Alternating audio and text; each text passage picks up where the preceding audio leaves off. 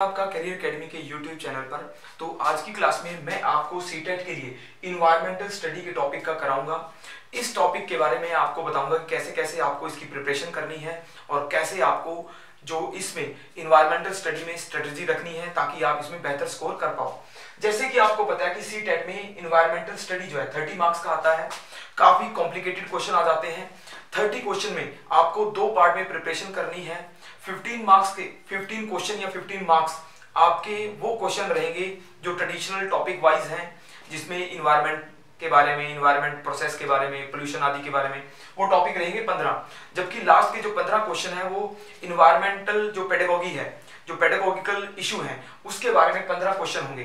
तो 30 मार्क्स जो हैं काफी कॉम्प्लिकेटेड हो जाते हैं। क्वेश्चन काफी लेंथी और कॉम्प्लेक्स फॉर्म में होते हैं, डिटेल फॉर्म में होते हैं। आपको ईवीएस के लिए एक वाइड अप्रोच रखनी पड़ेगी। इसके लिए आपको एनसीईआरटी की जो इन्वायरमेंट की, ज्योग्राफी की, वो सभी बुक्स जो हैं उनसे हेल्प मिलेगी, क्योंकि आपको वहीं से ये टॉपिक पढ़ना है। मेन ऑथेंटिक बुक जो है आपकी एनसीईआरटी की बुक्स रहेंगी।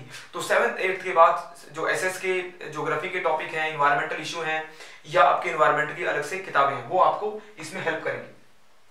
तो इन्वायरमेंट जो स्टडीज है इसमें क्वेश्चन काफी वाइड एंगल के आते हैं, काफी वाइड प्रोस्पेक्ट है उनका। जैसे मैं आपको टॉपिक बताने का प्रयास करता हूं। सबसे पहले आता है, पहला टॉपिक दे रखा है इसमें फैमिली एंड फ्रेंड्स, यानी परिवार और दोस्त। तो बच्चे के विकास में फैमिली का रोल, फैमिली और फ्रेंड यानी आसपास का जो मोहल्ला है, आसपास के दोस्त हैं, पीयर ग्रुप है। तो इस प्रकार के क्वेश्चन जो है इसमें आ सकते हैं।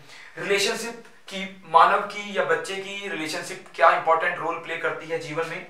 वर्क एंड प्ले, क्या काम धंधे हम करते हैं, एग्रीकल्चर करते हैं, इंडस्ट्री करते हैं, सर्विस सेक्टर में जाते हैं। प्ले, कौन कौन सी गेम्स खेलते हैं, किस प्रकार की गेम्स होती हैं, सारे टॉपिक इसमें कवर हो सकते हैं।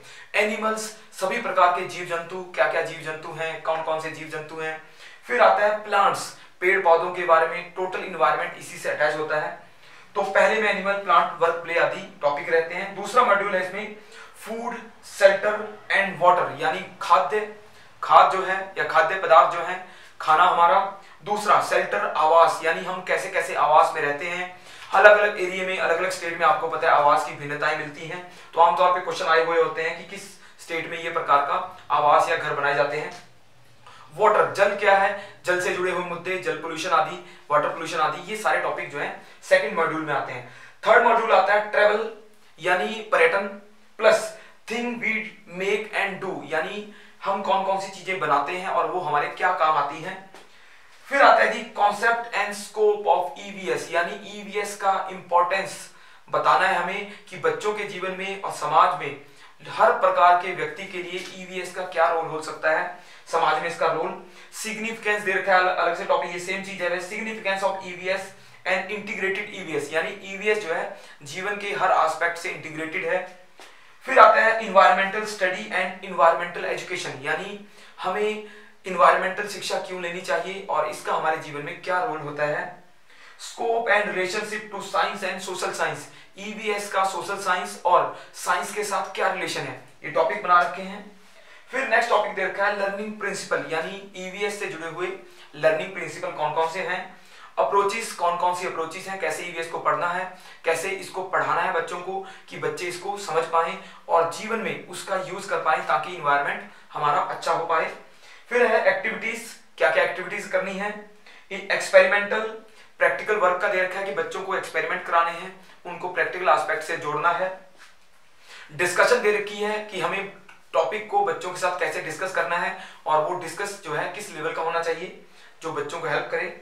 फिर आता है सीसीई, यानी सीसीई के बारे में पूरा दे रखा है कि ईवीएस और सीसीई का क्या रोल है।